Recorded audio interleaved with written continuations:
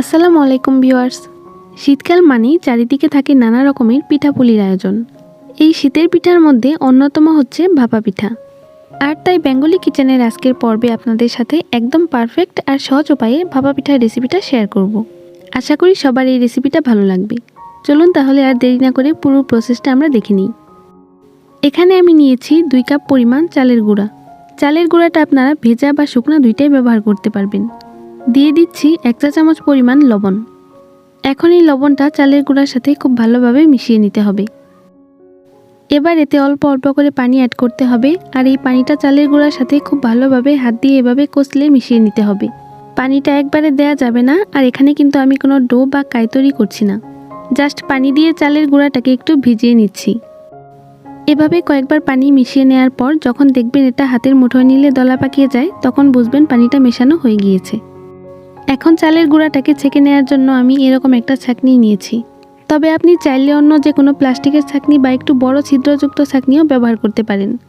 এখন এতে অল্প অল্প পরিমাণ চালের গুঁড়া নিয়ে হাত দিয়ে এটাকে এভাবে ঘুরিয়ে ঘুরিয়ে ছেঁকে নিচ্ছি।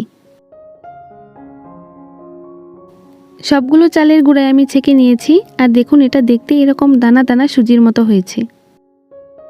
ভাপা পিঠার ভেতরের পুরটা তৈরির জন্য এখানে লাগবে একদম ফ্রেশ কোরানো নারকেল, আর লাগবে খেজুরের গুড়। গুড়টা আমি এরকম ঝোড়া ঝোড়া করে কেটে নিয়েছি। পিঠা বানানোর জন্য আমি এরকম একটা মাটির ঢাকনা নিয়েছি। ভাপা পিঠা বানানোর এই ঢাকনাগুলো আপনারা বাইরের দোকানগুলোতে খুব ইজিলি কিনতে পেয়ে যাবেন। এখন কিছুটা চালের গুঁড়া এই ঢাকনার মধ্যে নিয়ে এভাবে করে ছড়িয়ে দিচ্ছি।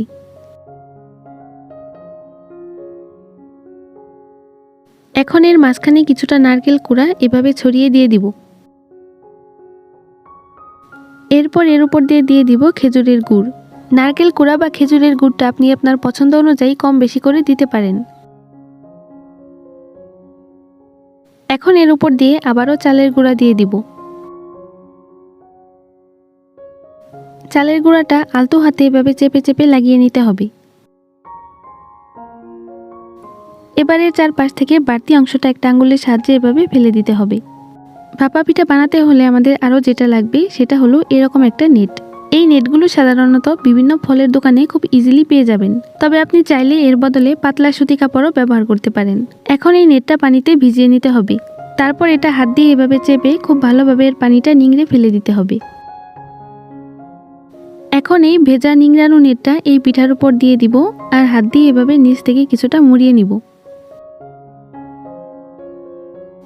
ভাপা পিঠা বানানোর জন্য আমি চুলায় আগে থেকে এরকম একটা অ্যালুমিনিয়ামের হাঁড়িতে পানি বসিয়ে দিয়েছি। পানিটা ফুটতে শুরু করলে এর মধ্যে আমি সেই পিঠাটা দিয়ে দিব।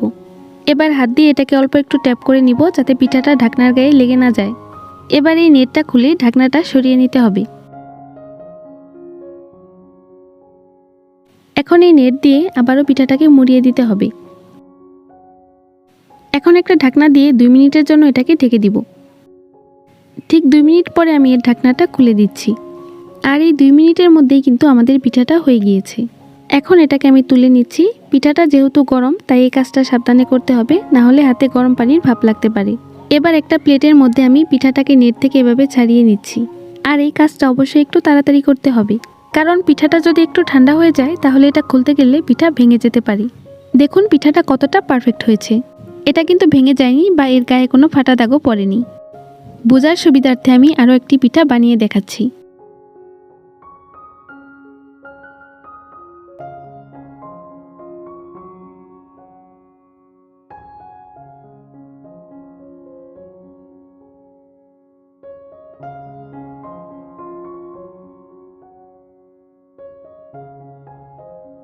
ঠিক একইভাবে আমি বাকি পিঠাগুলো বানিয়ে নিব।